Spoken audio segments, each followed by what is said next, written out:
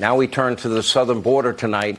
The House Judiciary Committee held a hearing in Yuma, Arizona today to get a firsthand look at just how bad Biden's border crisis has now become. But not a single Democrat even bothered to show up. Take a look.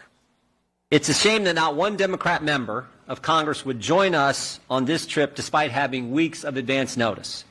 It's disappointing, but it's not surprising. In fact, the Democrats have called this a stunt.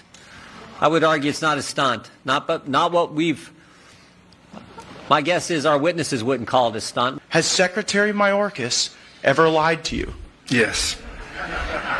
And what was the substance of that lie? He committed to, after reviewing the border, both from the ground and the air, to specifically address, quote unquote, 9 of the 11 Yuma gaps. And how many of those gaps have been addressed? To date so far, none.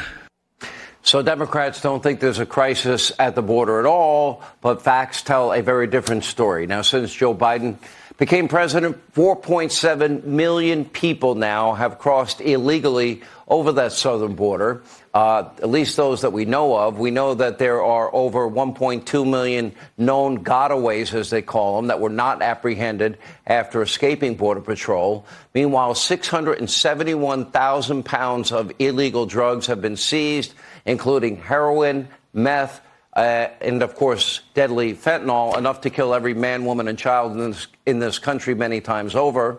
1,300 illegal guns have also been seized at the southern border, plus more than 160 people on the terrorist watch list. They have been arrested trying to cross. Makes you wonder how many people on that list got across or that we don't know about. Now, this has been and continues to be a crisis of epic proportions, and we're all paying the price. Joining us now, the chairman of the House Judiciary Committee, Jim Jordan, and committee member Matt Gaetz of Florida. Thank you both.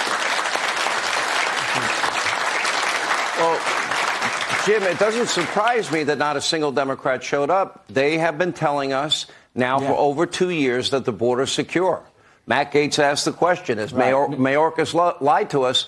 Well, every time he says the border is secure, we see with our own eyes that he's lying to us. Yeah, if your policies were the reason for 5 million illegal migrants coming across our border and all the fentanyl that's caused so much harm to countless communities, I don't think I would show up either. And understand, this was done intentionally from day one. On day one, Joe Biden said no more wall, no more remain in Mexico, no more deportation. And as a result of that, we got all those facts and figures you just cited, Sean. But what we also got today, what we heard from people here in Yuma, is how it overwhelmed their school system, their hospital system, their first responders, their law enforcement, its Border Patrol, the cost to the folks here on the border and across our border. And maybe most importantly now, that's coming across the country. It's coming to Florida. It's coming to Ohio. It's coming to New York City. Even Mayor Eric Adams said they can't take anymore. That's why this is so serious, and that's why we got to change things and pass legislation out of our committee and out of the House, which we plan to do. And Matt Gaetz, you asked the right question. You know, did Mayorkas lie to us? But it's not just him. It's Joe Biden. It's Kamala Harris. It's the entire administration. They keep telling us the border is secure, and our eyes tell us something very differently. Yeah, tens of illegal immigrants show up in Martha's Vineyard and they go crazy as if they're being overwhelmed. Yet here in Yuma, Arizona, we see a community on the front lines of an invasion. And American babies in their most frail moments, in their first days and hours, are being crowded out of neonatal intensive care units by migrants. Here's the math on that, Sean. 1 in 4 pregnancies from these illegal aliens is presenting the need for NICU care. There's only 20 NICU beds in the community here in Yuma. And so American babies from taxpayers right here, folks who are legally in our country, sometimes they have to go 170 miles away. And if you imagine that pain here, it's coming to a neighborhood near you because this millions of additional people in our country, it absolutely affects the culture and affects the competition over limited resources. Well, we have a battle coming up, and Joe Biden, the Democrats, are going to need the majority House Republicans to get an increase in the debt ceiling. Certainly, I think most conservatives, Jim Jordan, would want something about fiscal responsibility tied to any increase in the debt ceiling, can you also tie secure borders in any agreement if they want that debt ceiling raised?